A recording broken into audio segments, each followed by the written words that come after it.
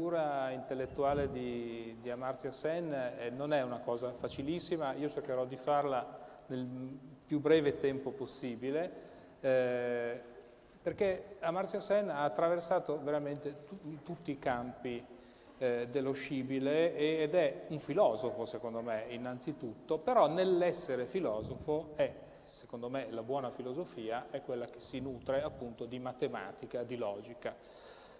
Naturalmente tutti lo conosciamo come economista e ha vinto anche il premio Nobel nel 1998, gli è stato conferito questo premio, il più importante, uno dei più importanti. Peraltro Amartya Sen ne ha ricevuti anche tanti altri e nel mondo dell'economia ha sempre avuto un ruolo di grandissimo spicco, è stato per molti anni presidente della Società Americana degli Economisti, è stato anche rettore, questo poco prima di vincere il Nobel, di una delle università più prestigiose inglesi, cioè il Trinity College. Insomma, come economista ha fatto dei lavori fondamentali, diciamo fin dagli anni 60, che appunto hanno una forte caratteristica, una forte connotazione di tipo logico. In realtà nel conferire il Nobel nel 1998 c'erano due aspetti che emergevano in particolare della figura intellettuale di Amartya Sen, cioè uno era il filone degli studi sulla economia dello sviluppo, perché Amartya Sen, che è nato in India, nel Bengala, dove si è laureato peraltro, a Calcutta, poi andando subito in Inghilterra, è inutile adesso seguire tutto l'itinerario che è sempre molto complesso, ma si è mosso sempre tra le università indiane, inglesi e americane. Oggi è tornato ad Harvard dopo la parentesi inglese appunto di Oxford, e da sempre ha una sensibilità molto spiccata, per cui è famoso nel mondo, per appunto i problemi dell'economia dello sviluppo. È un grande economista dello sviluppo e tra l'altro vedremo che anche in questo comunque la matematica c'entra molto, l'uso della matematica, l'uso della statistica, la capacità di essere dei detective dei dati per scoprire, scovare dei fatti che magari apparivano meno visibili, meno noti. Però da un lato appunto c'era questa connotazione, dall'altra invece una connotazione più tecnica, se vogliamo, più all'interno della teoria economica, dove la matematica, in particolare la logica, forse c'entra ancora di più, nel senso che c'è un famosissimo scritto di Amartya Sen del 1971, che è uno scritto proprio in termini logici, di formalizzazione della logica. Si chiama Collective Choice and Social Welfare, dove appunto è un grande esercizio, tra l'altro è scritto con capitoli alternati in cui c'è prima la parte formalizzata o viceversa, anzi no, c'è la parte diciamo in prosa, ma che contiene anche immediatamente la formalizzazione logica, e dove appunto l'aspetto logico è fondamentale. E questa era la seconda parte, diciamo, l'altra parte della motivazione per cui è stato conferito il premio Nobel ad Amartya Sen 10 anni fa. Quindi economia dello sviluppo e importanti risultati teorici all'interno della teoria economica, in particolare della teoria delle decisioni, e questo libro del 1971 riguardava un famosissimo paradosso che anch'esso appunto richiede un armamentario logico filosofico molto importante, che è il paradosso di impossibilità di Kenneth Arrow. Adesso non starò io a spiegare come funziona, ma è comunque un risultato teorico in negativo, come spesso sono i risultati importanti, che mostra l'impossibilità di fare delle scelte collettive a partire da alcune definizioni standard di che cos'è un individuo all'interno della teoria della scelta razionale. Ecco, fin da quando uscì questo saggio di Amartya Sen nel 71, Kenneth Arrow lo salutò come uno dei risultati più interessanti e assolutamente più sottili, che risolvevano una proposta di soluzione. Naturalmente questo paradosso in qualche maniera è difficile da aggredire e da risolvere in maniera definitiva, bisogna cambiare alcune modalità logiche, e in questo appunto Amartya Sen è sempre stato riconosciuto come colui che ha fatto un lavoro di grandissimo rilievo. Ora, le due cose poi si mescolano variamente, cioè l'aspetto più che riguarda l'economia dello sviluppo e la teoria delle scelte sociali, e c'è un altro paradosso famoso di Sen che si chiama il paradosso dell'impossibilità del paretiano liberale, e anche qui abbiamo una serie di considerazioni logiche che riguardano sia l'apparato individualistico della teoria economica, sia il tentativo di introdurre all'interno della scelta razionale, quindi della razionalità economica, elementi che riguardano per esempio i diritti. E quindi in questo modo capite che i diritti degli individui, i diritti civili, eccetera. E da qui nasce appunto quest'altro paradosso. Ora, in tutto questo, e qui ho citato appunto solo alcuni lavori tra i più noti, poi c'è tutto un altro filone che in qualche modo mette insieme queste due cose, che riguarda il discorso sull'eguaglianza e gli studi che Sen ha fatto sull'egualitarismo, sulle diverse forme di egualitarismo. E in questo il suo lavoro si interseca con il grande dibattito attuale della filosofia politica. Pensate a John Rawls, una teoria della giustizia, quindi la teoria dell'equità, al dibattito che questo, diciamo anzi proprio all'obiettivo polemico a cui questo dibattito faceva riferimento, cioè l'utilitarismo. Ecco, un'altra caratteristica che ha Sen è quello di essere stato uno dei protagonisti delle critiche più acute che sono state fatte all'utilitarismo, cioè in realtà al tentativo più raffinato, soprattutto nelle formulazioni recenti. Pensiamo a un altro premio Nobel, cioè Arsani, per esempio, a cui è stato conferito il premio Nobel per l'economia, per i suoi lavori di teoria dei giochi. Ecco, Arsani è anche il maggiore rappresentante appunto dell'utilitarismo contemporaneo. Ebbene, tutti i lavori di Amartya Sen sulla dottrina del welfare, di revisione della welfare economics, riguardano appunto una critica piuttosto raffinata, che peraltro non ne abbandona alcuni tratti, come quello per esempio del fatto che nella teoria politica, nella morale, è bene considerare le conseguenze delle nostre azioni, mentre altre teorie invece considerano solo i principi. Quindi alcuni tratti ovviamente dell'utilitarismo restano, ma soprattutto però resta una critica molto efficace a questa teoria. In sostanza l'utilitarismo, che appunto era il primo tentativo da parte del suo protagonista principale, Jeremy Bentham, che come tanti nel Settecento, e qui torniamo alla matematica, pretendeva di diventare il Newton delle scienze morali, no? Così come si era avuta una grande rivoluzione in campo fisico, si cercava di fare lo stesso, che arriviamo anche al tema di questa serata, cioè appunto l'uso della matematica nelle scienze sociali. Allora io quello che vedo, potrei dire ancora tantissime cose sui lavori, ma sarebbe difficile entrare nel dettaglio. Mi limito a dire una cosa di ampio raggio, cioè io vedo in Amartya Sen lo spirito che avevano i grandi riformatori del Settecento. Non a caso nell'uso della matematica e della conoscenza in generale e dello spirito critico, perché poi c'è anche un uso più o meno corretto. Abbiamo visto questa mattina con la relazione di Umberto Eco gli usi perversi, no, dei numeri fino a sfociare nella numerologia. Ecco, questa cosa qui può riguardare naturalmente anche le scienze sociali, perché tra gli economisti si dice spesso che magari le formalizzazioni logiche o la matematica è usata soltanto così, come una specie di apparato esteriore per dare importanza a certi risultati, che però magari contengono delle domande non particolarmente profonde o non particolarmente appropriate. Ecco, quello che io vedo in Sen appunto è invece anche un uso molto critico degli stessi strumenti matematici, con una finalità che è di un vero progressista. Anche tutte le critiche dell'utilitarismo hanno questa idea, cioè riuscire a rivitalizzare una teoria politica, una teoria etica, nel senso di un effettivo miglioramento della società. Per cui il parametro semplicemente del calcolare, come voleva Bentham, le utilità, del sommarle o del sommare le preferenze, come vogliono le teorie più recenti, non basta per una serie di motivi logici e di critica di questa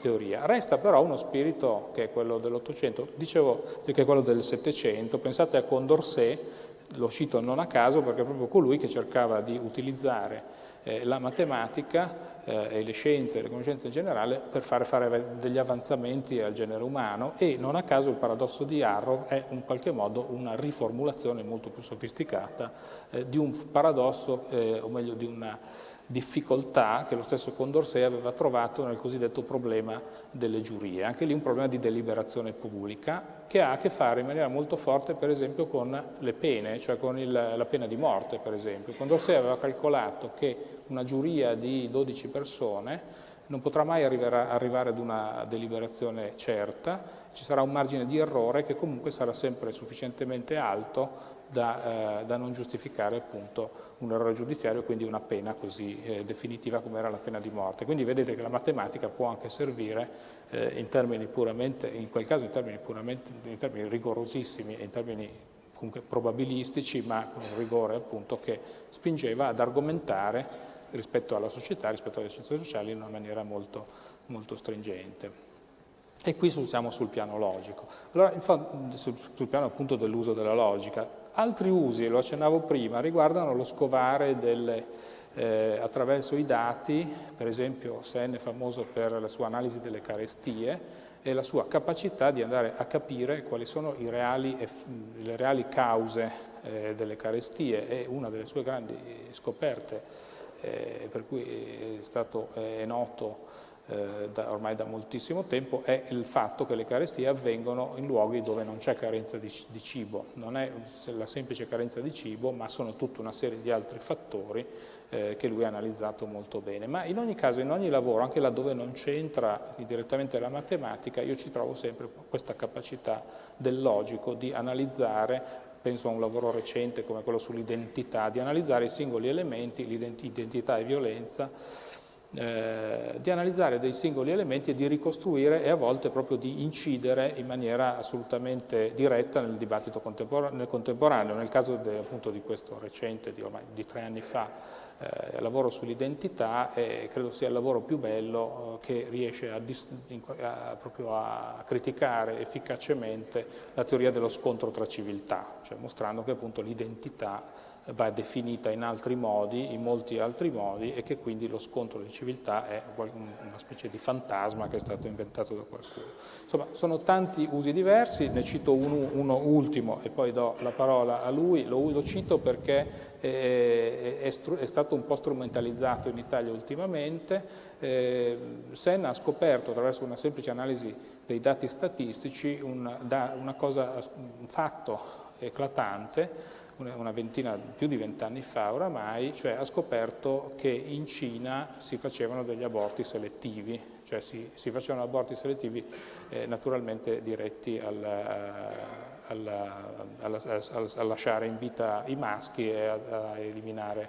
Ecco, questa cosa è stata usata purtroppo nel dibattito italiano in una maniera che io trovo molto strumentale nelle discussioni correnti sull'aborto. Ecco, però in queste cose bisogna sempre stare molto attenti appunto all'uso che si fa poi dei dati e soprattutto collegare i dati statistici e qui in questo veramente Sen è un grandissimo maestro, i dati statistici che appaiono molto evidenti con l'ambiente sociale, politico, con i diritti che sono presenti in una certa società. Ecco, la maggior parte dei suoi paradossi, la maggior parte delle sue analisi riguardano questo, una razionalità che riesce a tenere conto, spesso inglobare, talvolta a mostrare dei paradossi inglobando aspetti della società che la teoria tradizionale, la teoria delle decisioni razionali non inglobava.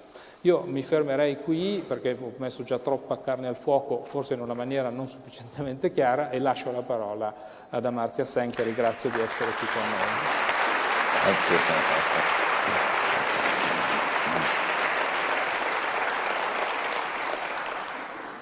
And I feel very honored indeed to have this opportunity of speaking here today. And I'm very grateful to Professor Giorgio Odifreddi for inviting me, and to my old friend Armando Massamenti for introducing me, and I thank you all for coming. I'm going to stick to my text because I'm told for the translator that's going to be useful, so I'm going to I'm going to follow it, but I'm a little embarrassed because part of the article, part of what I'm going to say, has already come out in Il Sole, but I hope you haven't read it.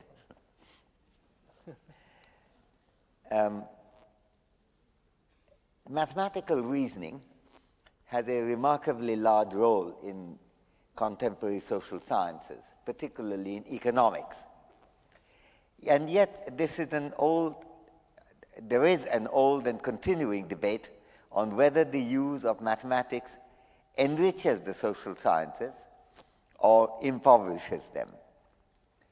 Some see the achievement of economics, sometimes called rather flatteringly the queen of the social sciences, to be linked closely to its success in making use of good mathematical reasoning to identify and solve problems, while others attribute the limitations and failures of economics to its devotion to inappropriate use of mathematics.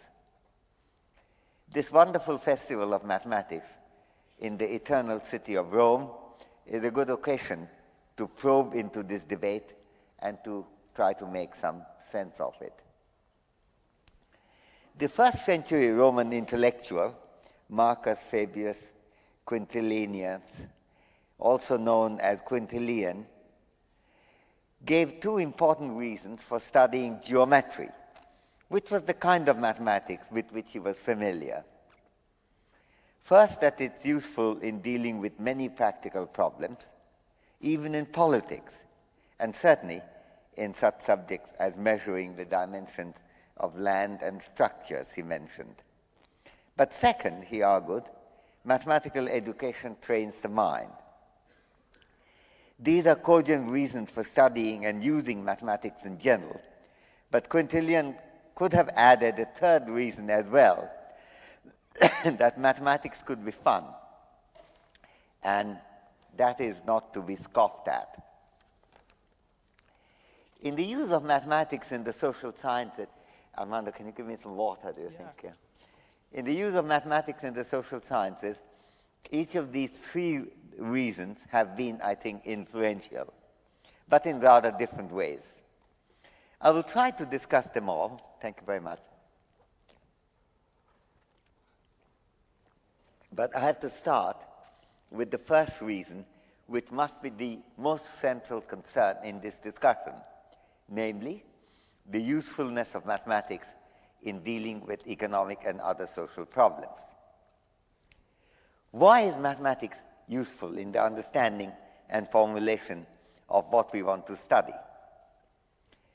Galileo Galilei put his finger on an important reason for this connection in 1623, when he argued, this is in Il Saggiatore, in the essay regarding the controversy on the comets of 1618, he argued there, Galileo that is, that the grand book of the universe was written in the language of mathematics. I'm quoting from Galileo.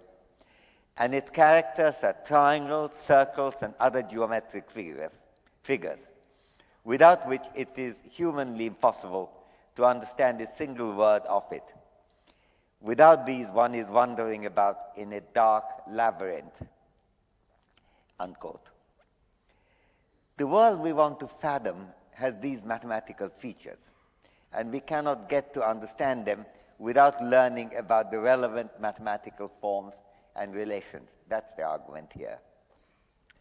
In applying this general argument to the social sciences, we have to ask whether economics and social relations that may exist have such features of simple mathematical regularity like in the natural world.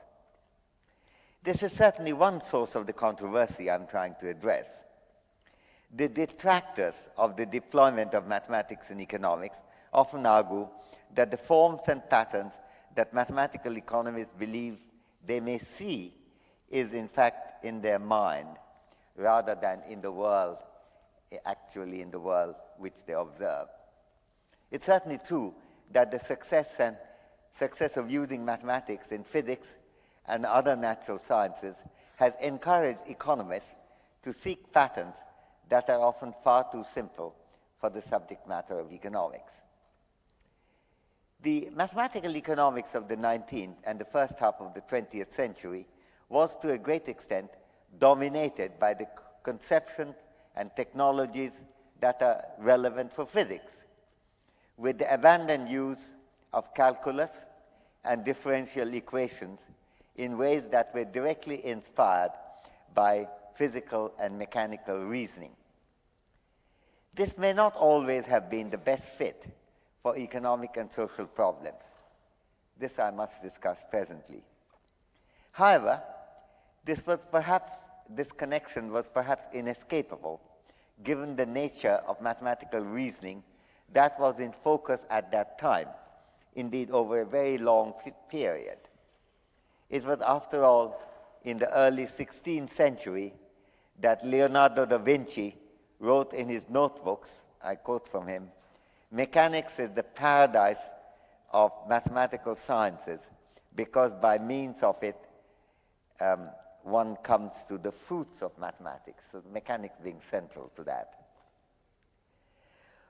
One must distinguish between deciding on what kind of mathematics to use, rejecting some kind and choosing others, and declaring mathematical reasoning in general to be hopeless just because one type of mathematics has had an inadequate reach in dealing with economic problems. Mathematics is a discipline that comes in very many different forms. And depending on the problems we have to deal with, we have to choose what type of mathematical reasoning to use. Let me illustrate. Kenneth Arrow's famous impossibility theorem, which was presented first in 1950, shows the impossibility of combining sets of individual preferences into cogent sets of corresponding social decisions, while satisfying what look like very reasonable conditions of aggregation, or at least so they looked before Arrow put the cat among the pigeons. Now, this result does not draw in any way on mechanics or calculus, not to mention differential equations, and yet it is a quintessentially mathematical result, using other types of formal reasoning, in this case particularly mathematical logic or relational algebra. The result would have been impossible to establish without formal reasoning. Arrow's work led to the birth of a new discipline of social choice theory, using forms of mathematical reasoning that were not much in use at that time in other areas of economics. Even though the origin of social choice theory can be traced back to the early work of French mathematicians in Paris in late 18th century, such as Marquis de Condorcet or Jean-Charles de Borda, I hope I'm not being biased in claiming, and I say this since I myself worked in social choice theory, that the new social choice theory, led by Arrow's reformulation, has achieved something with its own line of formal reasoning that had not emerged in the earlier attempts, and could not have emerged without the nature of reasoning that was used here, the nature of formal reasoning that was used here. There is a connection between historical developments, it's important to note here, in mathematics and economics, and that has a direct bearing on this. As it happens, the focus of mathematical studies was itself undergoing some change in the early 20th century. There were important works in this period on the foundations of mathematics and their philosophical implications, led by the contributions of Bertrand Russell, Ian Whitehead, David Hilbert, Kurt Gödel, and others.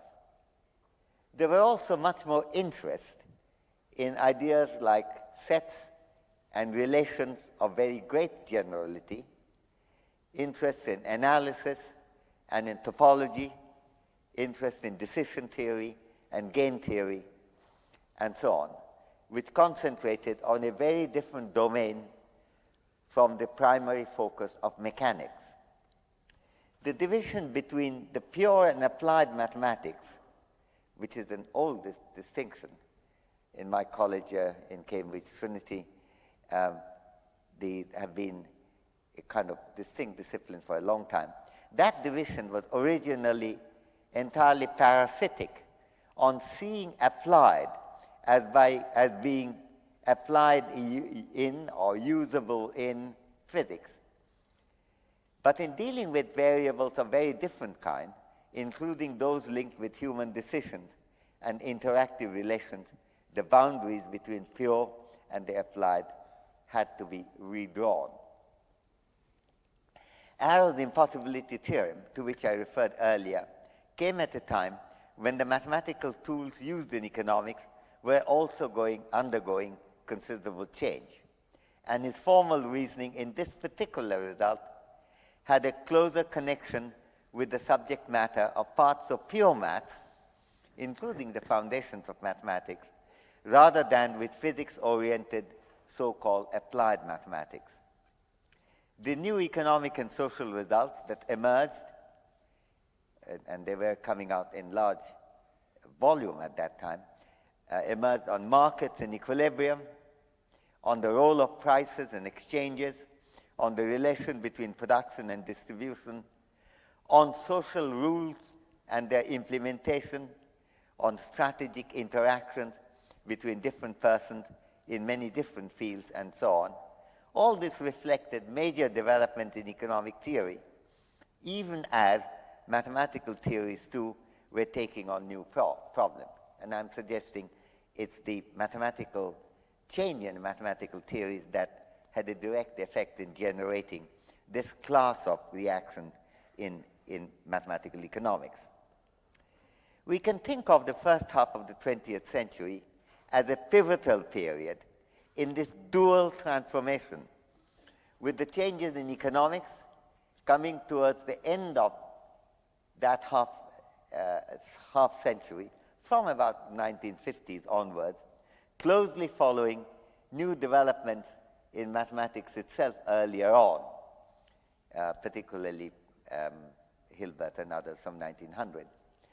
Kenneth Arrow not only presented his impossibility theorem on social aggregation in 1950, but he was also close to presenting a new way of understanding market relations in terms of competitive interactions without the restrictions imposed by previous mathematical frameworks. And this would be soon presented in another very classic paper of Arrow next year in 1950. In fact, it is this paper that got that was cited in his Nobel. The other result of his, the impossibility theorem, was actually also cited, but the primary thing was that result. As it happens in my own work in social choice theory, when I was fortunate to get the Nobel, it's the Arrow impossibility theorem also get a further discussion at that time. In reformulating market relations and in identifying many far-reaching properties they had, Arrow did not, of course, overlook the insight that had already emerged in economic analysis in older investigation using older type of mathematics, including those by John Hicks, Oscar Lange, Paul Samuelson. But the new type of mathematics certainly helped Arrow to arrive at a more integrated general structure than had emerged from previous works on this and related subjects. Gerard Debreu, Lionel Mackenzie, Leo Hurwitz, Frank Hahn, Robert Aumann, who is actually in the conference, I think, and others would soon present further results, making good use of the newer lines of mathematical reasoning. At the same time, already in 1950, we got from John Nash, who is also here, himself a pure mathematician, but to be recognized soon as a great economist as well. We got from him many results, but particularly two basic results in game theory. One showing the existence of equilibrium relations in games with no cooperation, and the other identifying salient terms in which people can cooperate with each other. These were important mathematical results, and yet they are also results that are central to economic and social theory. And they were, in fact, also cited as the grounds for John Nash's Nobel Award in Economics in 1994 by the Royal Swedish Academy. The departure towards game theory had, in fact, been pioneered by the mathematician John von Neumann. Von Neumann had already established a major mathematical result with a clear relevance for social problems in his minimax theorem in 1928. But his classic book with Oscar Morgenstern, Theory of Games and Economic Behavior, published in 1944, greatly influenced economic analysis. In understanding the changes in the nature of economic analysis from around the middle of the 20th century, it's very important to take note of the fact that the first half of the 20th century saw quite major developments in mathematics itself. It's possible to see these mathematical developments as being heralded in 1900 by the great mathematician David Hilbert, with his general pointer to the similarity between the formal structures of apparently different fields of analytical investigations. This drew on the earlier work done particularly by Georg Cantor, the inventor of set theory, whose mathematical innovativeness had been interrupted by his illness, by, in fact, I believe, bipolar disorder. Cantor's claim that he had obtained his theory of transfinite numbers from God himself caused some rumpus. There were also serious mathematical problems within Cantor's theory, despite the long reach of his idea. David Hilbert felt it was important to straighten out those issues without losing Cantor's brilliant insight. And he defended Cantor on the charming ground that, I quote, "No one should expel us from the paradise that Cantor had created," unquote.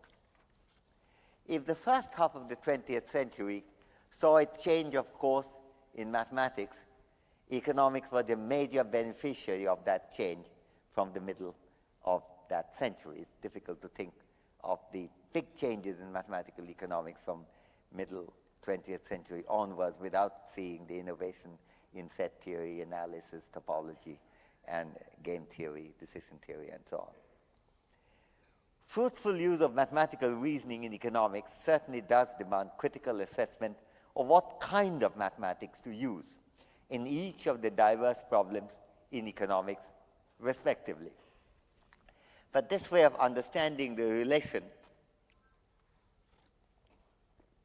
between mathematics and economics, important as it is, still leaves out at least a couple of important issues. First, even as the broadening of mathematics has substantially enlarged the menu of procedures on which economic analysts can fruitfully draw, even the totality of techniques available may not be able to capture some of the social complexities that economics must accommodate. We have to examine whether mathematical reasoning with all its varieties may prove inadequate, and if so, what kind of informal reasoning may be more suitable. We also have to ascertain whether we may need mathematical techniques that are not yet fully developed, but which can be further pursued, particularly, but not of course exclusively, for use in economics and in the social sciences. There is, I would argue, a need to consider the social scientist's demand, not just the mathematician's supply. The formal discipline of what may be called extremal values, maximal or minimal, has ancient roots. But it came to prominence mainly under the leadership of the 17th century French lawyer and mathematician Pierre de Fermat. In 1638, Pierre de Fermat sent to René Descartes a communication on extremal values dealing with maximization and minimization. The manuscript was in fact circulating in Paris for a few years before it was sent to Descartes, who was not, however, particularly impressed when Fermat's submission eventually reached him. And yet what Fermat said about extremal values was momentous in establishing on a firm footing the mathematical discipline of maximization and minimization, and also, of course, making expansion of calculus possible. While that discipline has been immensely influential in economics, it's important to note a major difference between the use of maximization in largely inanimate disciplines like physics, rather than in the behavioral sciences like economics. Maximization is mainly invoked in economics, politics, and the social sciences as a behavioral characteristic. And this contrasts with Pierre Fermat's quote-unquote principle of least time in optics, that is the quickest path through which light travels from one point to another, the light choosing the shortest or the quickest path between one path to the other. This is a fine minimization exercise, the latter, the light's path, but not at all of conscious behavior, since no volition is involved, as far as I'm aware, in the light's choice of minimum time path from one point to another. Indeed, in physics and the natural sciences, maximization typically occurs without a maximizer. The absence of decisional choice also applies generally to the ancient use of extremal values, including those in geometry, going back all the way to the shortest arc studied by Greek mathematicians and other such exercises considered by the great geometers of ancient time, such as Apollonius of Perga. There is, however, a closer connection of the use of maximization in economics with behavioral inquiries in mathematics pursued in 18th century by Daniel Bernoulli and others in the context of assessment of risk and utility. In many ways, that is really the point of departure, even though it flowers much later in the 20th century.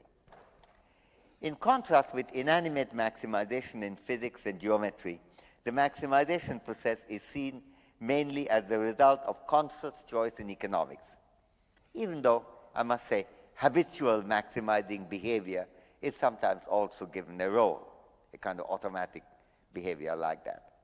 And the exercise of rational choice is typically interpreted as the deliberate maximization of what a person has reason to promote, such as depending on our theory, self-interest, or happiness, or well-being, or the fulfillment of one's aims, goals, objectives, or values.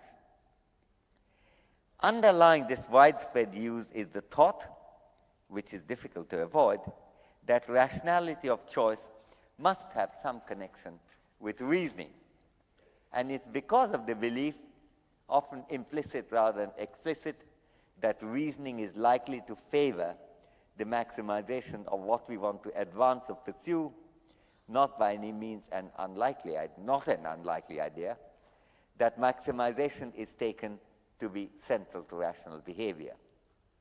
The discipline of economics uses the approach of extremal search very extensively to predict what choices could be expected to emerge, including utility maximization by consumers, cost minimization by producers, profit maximization by firms, and so on. So there is an essential problem of interpretation in these applications. While the translation of non-volitional maximization of physics into the maximizing decision in economic and social behavior serve the purpose at hand very well, the same, I'm afraid, cannot be said about the way the content of maximization has often been interpreted and understood in modern economics. There is, in fact, as it happens, enough versatility in the analytical framework of maximization in general to allow that people's actual choices can be best interpreted as being on an appropriate kind of maximization. It doesn't have to be any of the simple kind, and one can consider many complex kinds of it. I have actually 2 papers on that for those who are interested in econometrica, in a journal called Econometrica of 93 and 97. The last one, 97, is called Maximization and the Act of Choice. But the dominant assumption in contemporary economics has not taken this general form, but has tended to reduce this broad framework into the rather limited exercise of people maximizing self-interest, their own self-interest in particular. It has somehow been taken for granted in this approach to rational choice, quote unquote, which is a highly limited approach, but somehow it's been given this extraordinarily grand name, non-denominational name, namely the rational choice theory. It's nothing like that. It's a very tiny theory, that people somehow would fail to be rational if they did not intelligently pursue only their own self-interest. Since human beings can easily have excellent reason to pay some attention also to objectives other than the single-minded pursuit of self-interest, and can see arguments in favor of taking cognizance of broader values and of normative rules of decent behavior, the mainstream characterization of rational choice in economics reflects an extremely limited understanding of reason and rationality, and correspondingly of the reach of maximization. There is certainly a problem here, and this has made it difficult for mainstream economic reasoning to provide an adequate understanding of problems of incentives in general. And this has come onto a variety of empirical studies. For example, variations in diligence and productivity in different social milieus, or in reflecting environmental concern, quite high in some societies and not in others. These limitations have been a subject of debate for several decades now. My own paper, called Rational Fools, addressed this issue more than 3 decades ago in 1977. But these earlier discussions have recently been, these critiques that we tried to present of the mainstream approach, that line of critique has been very strongly strengthened in recent years by specifically designed experimental games through the observation that the approach lacks predictive power in characterizing human behavior as being exclusively self-interested without any concern for the fairness of the outcomes. Games like Ultimatum Game and others bring out why people are constantly worried about the fairness of the process. However, what this limitation illustrates is not any general problem, I emphasize that, in the use of mathematical reasoning in economics or in the social sciences, but the problem of a very narrow and crude interpretation and a correspondingly narrow framework that go with whatever maths is involved in these cases. It's worth noting here that the general framework of maximization, which provides something of a mathematical structure to discipline choice, is itself very much broader than maximization of self-interest in particular. If one's goals go beyond one's own specific interests and bring in broader values that one has reason to respect, then the maximization of goal fulfillment can easily depart from the specific demands of self-interest maximization.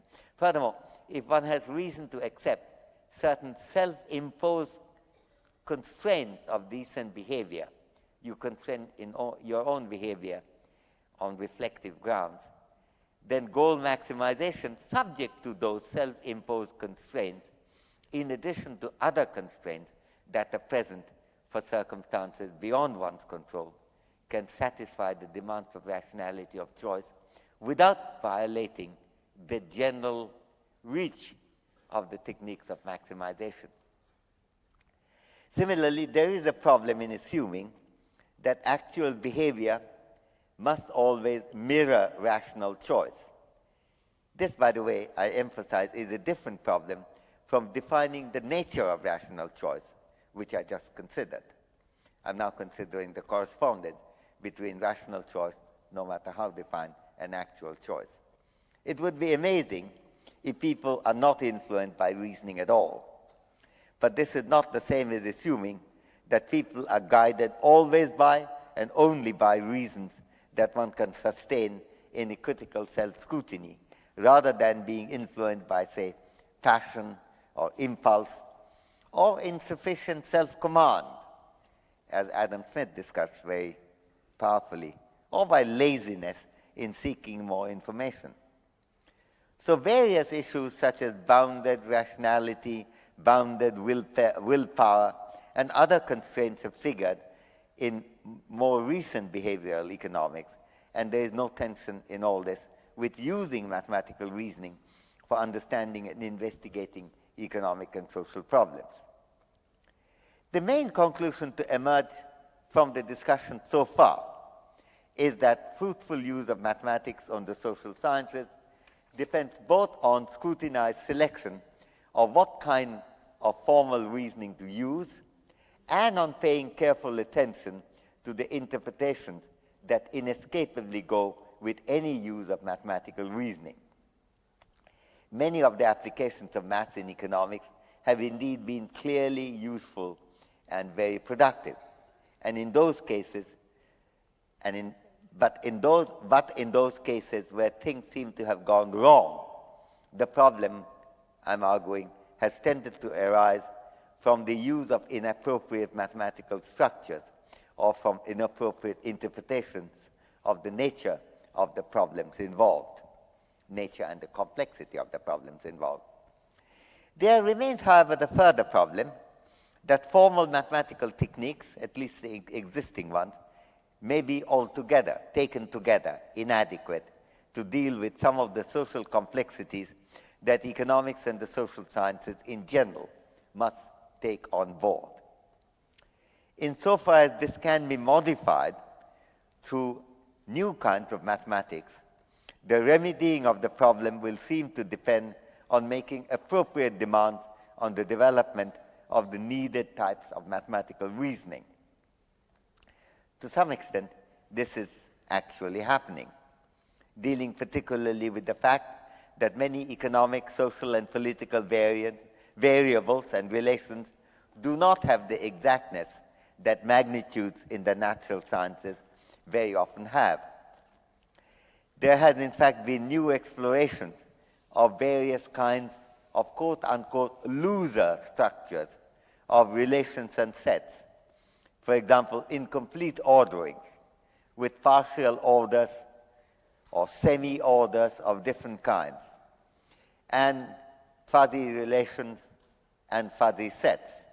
These are also parts of newer type of mathematics. The motivation for these analytical developments, which are interesting in themselves, has often come from the social sciences.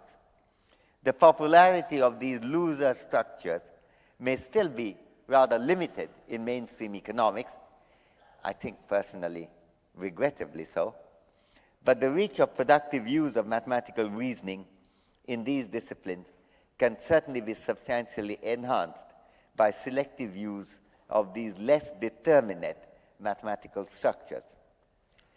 The important methodological point to emerge here is that the exact representation, this, by the way, is a wonderful principle, first articulated by Aristotle in a very close to this form. I'm slightly sharpening the point. The exact representation, the precise representation of an ambiguous concept, a concept that's inherently ambiguous, demands that the ambiguity be exactly captured rather than be lost in an appropriately determinate representation. The problem of inadequacy of existing mathematical techniques does not, however, end there. And this is particularly important to appreciate to understand some reasons for suspicion of mathematical reasoning in economics and the social sciences that are often expressed.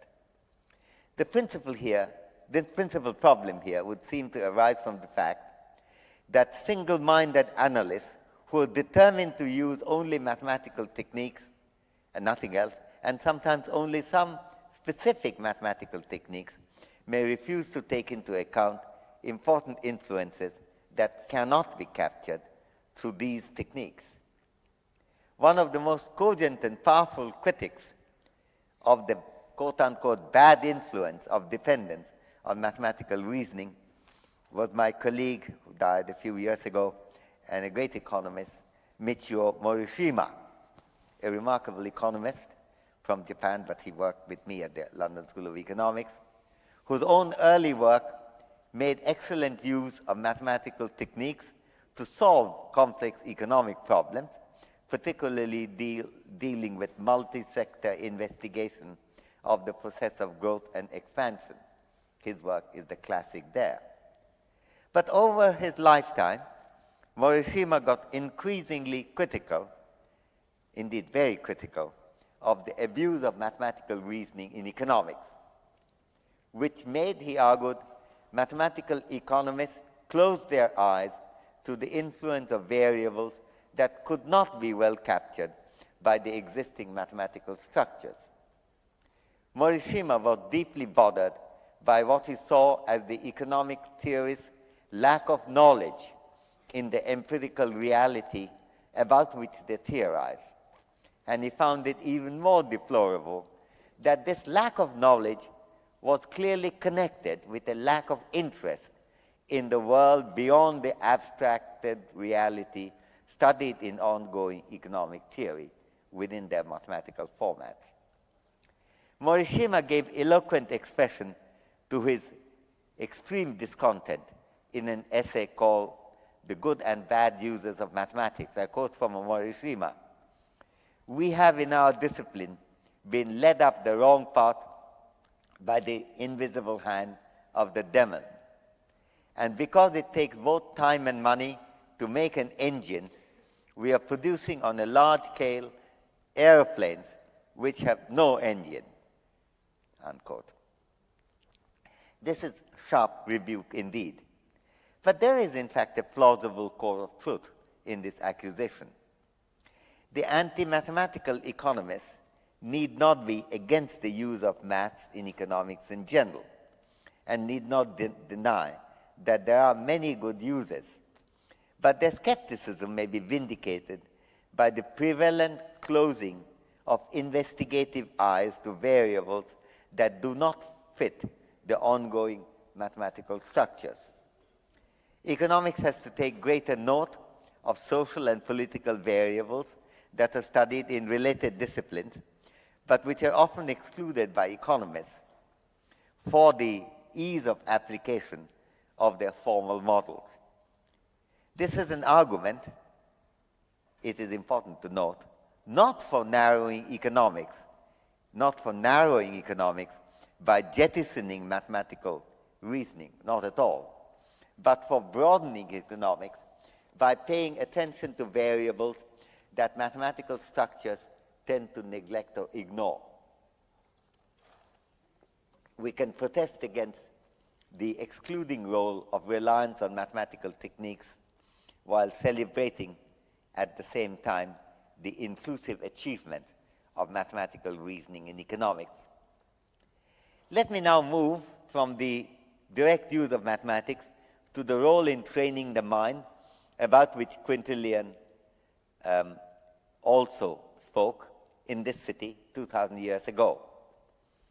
How important is this aspect of the contribution of mathematical training? The virtue of mind training is not entirely, however, with disputation.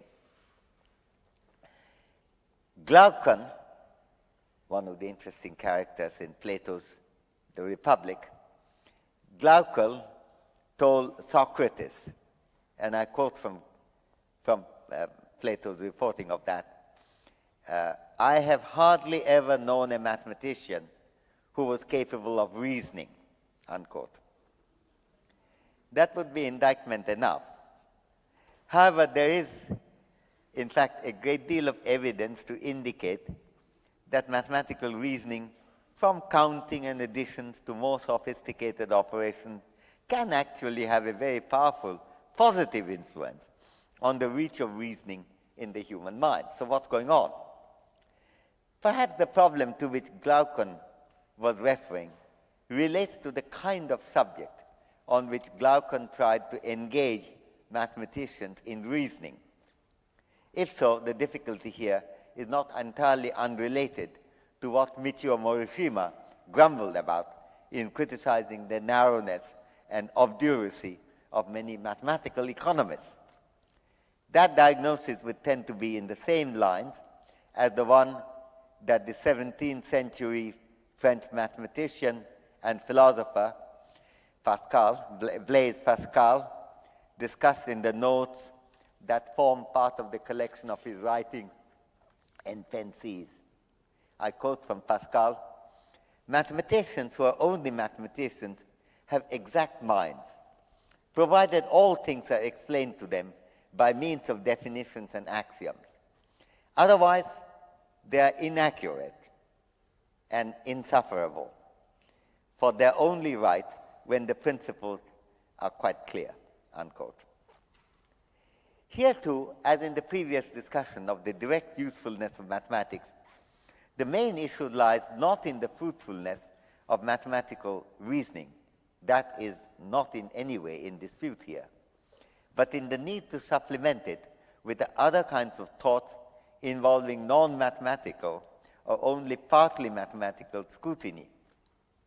Quintilian's defense of mathematical education for the indirect benefit of training of the mind is not disputed here, so long as education and training are not confined only to mathematical education. That is, however, almost always the case in good schooling.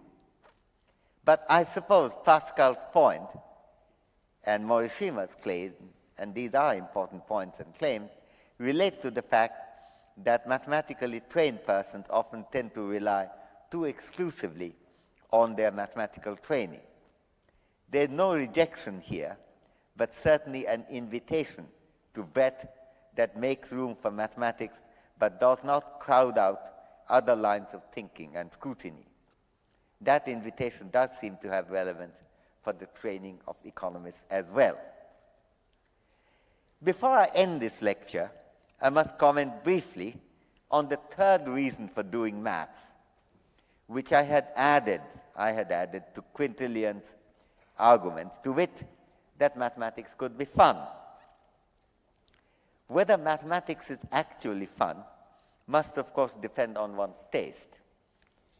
It is not surprising that trained mathematicians enjoy maths much more than those who are seized by panic at the sight of equations and other mathematical structures. There's a nice story, almost certainly apocryphal, but it's a well-known story, about the great 12th century Indian mathematician called Bhaskara, who was born in 1114. This Bhaskara is sometimes called Bhaskara II, since there was a previous very distinguished Indian mathematician of the same name called Bhaskara, born in 600 AD, long time before. One of Bhaskara's, this 12th century Bhaskara's, three famous mathematical books is called Lilavati. Among its various meanings in Sanskrit, Lilavati does also mean a feminine kind of elegant beauty, and it could be the name of a woman. And Lilavati was, it appears, the name of Bhaskara's very lively daughter, to whom the book